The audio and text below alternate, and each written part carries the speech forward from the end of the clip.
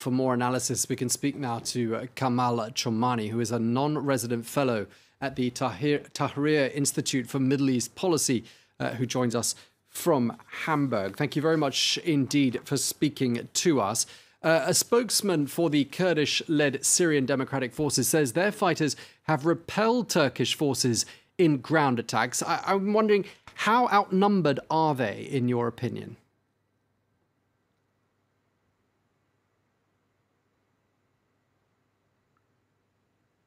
The Syrian Democratic Forces, they have no other choices other than fighting back against the Turkish incursion into the Syrian territory.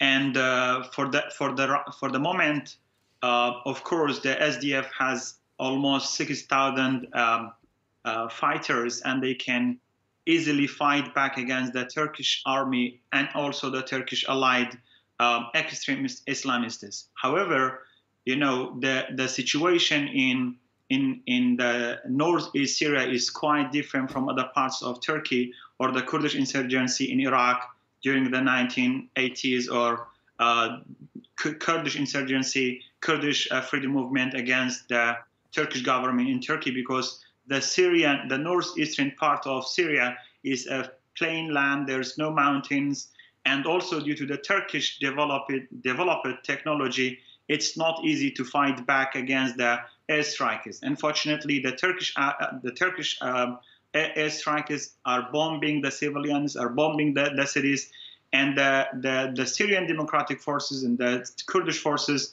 they're, even though they try to fight back outside the cities. However, the Turkish army is targeting the civilians in the name of that they are targeting the YPG or the PYD or the Kurdish SDF headquarters within the cities, which have led to almost 25 casualties and tens of other people have got injured. In terms of the number, the SDF can fight back the Turkish army, but it is the kind of balance of power is imbalanced. In the meantime, a few weeks ago, the United States mediated between the SDF and also the Turkish part, so that to reach an agreement on a safe zone. And one of the points of the agreement that United States convinced the Syrian Democratic Forces to destroy the fortifications on the border. And after they destroyed all the fortifications, all the YPG and SDF checkpoints and tunnels and fortifications on the border, then the Turkish army started. So now, the situation is quite imbalanced, because the SDF had already withdrawn from the border, and the Turkish army, apart from this, is a huge army and is a NATO member supported by the European countries, by the United States, and the kind of developed weaponry they have.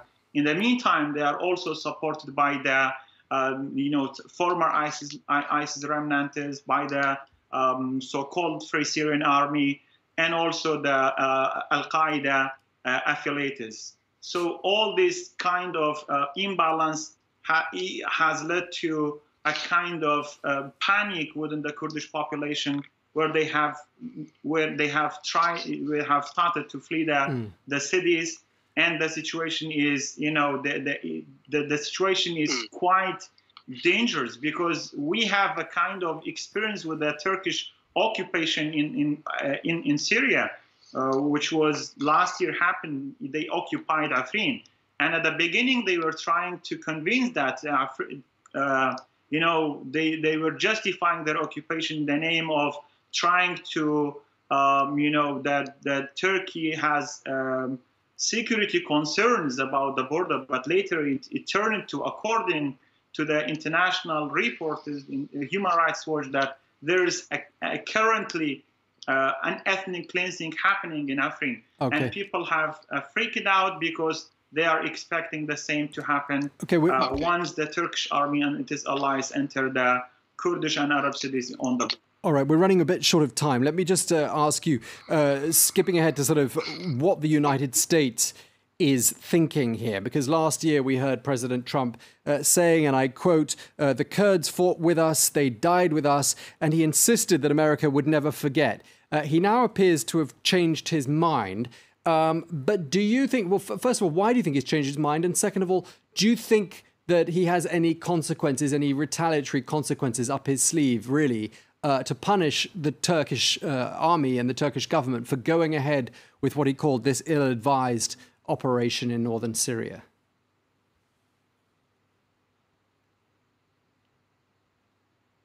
Unfortunately, you know, the United States, even though it's a democracy and it's a big democracy, but it seems that the President Donald Trump is making the decisions unilaterally, and it's the second time that he decided without returning to the army, and also even the global coalition to defeat ISIS is a 60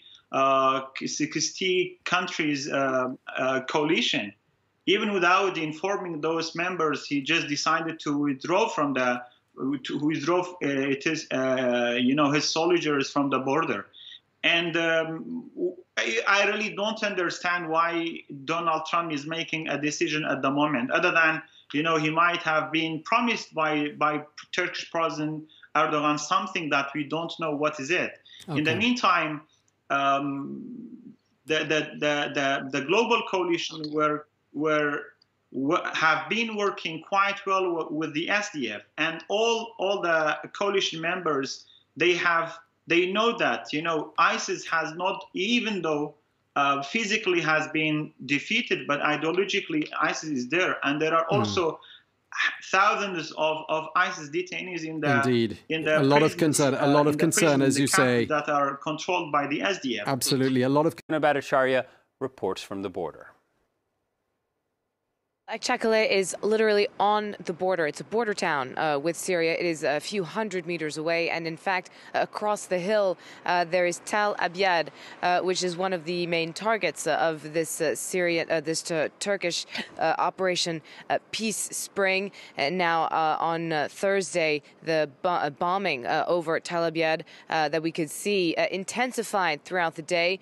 There were times when there were at least 12 to 15 plumes of smoke rising from that ghost town where civilians have fled at a time, and we could hear the shelling back and forth between Turkish troops and those belonging to the Syrian Democratic Forces. Now, the incursion is continuing. The Turkish troops say that they have crossed over several kilometers deep into Syria, but they are not finished yet. The operation is continuing here for a third straight day in northeastern Syria on the border.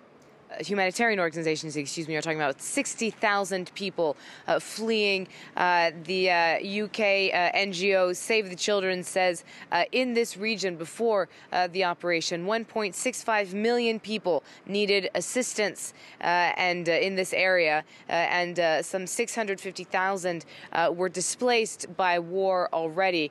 So as you can see, these are people who are already very desperate and who are fleeing yet another a surge in the conflict with little idea of where to go. Some people are talking about a second Kobane, which saw tens of thousands of people fleeing from a conflict, from a battle, in fact, that lasted for months. Nobody knows how long this fight will last with the Turkish forces, but it's true that the civilians are the ones paying the brunt of the price already. Meanwhile, the United Nations